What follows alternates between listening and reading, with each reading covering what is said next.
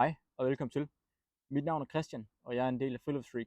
I dag skal vi tale om det her Trangia minisæt, som er et Trangia-sæt ligesom alle andre, bare det er meget mindre og nemmere at have med på din vandretur, ferie eller hvor du ellers skal hen.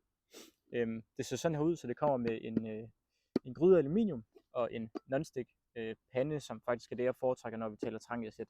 Det er bare nemmere at have med at gøre. Panden ser sådan her ud bagpå. Meget flotte farver, hvis du spørger mig. Og indeni så ser den sådan her ud.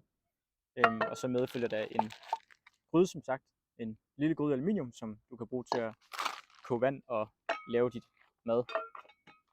Indeni så er der så spritbrænderen. Det her det er et spritsæt, og en lille tank, som der altid er til Trangia, som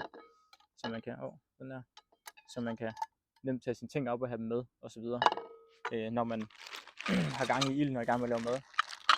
Og indeni her så er der så spritbrænderen. Den kommer med sådan en dæksel her, som man sætter den ned i, og den ser ellers sådan her ud, så man åbner den her op, så skruer man den her af, og hernede i, der er der sådan et hul, det er så der, man hælder spritten ned i.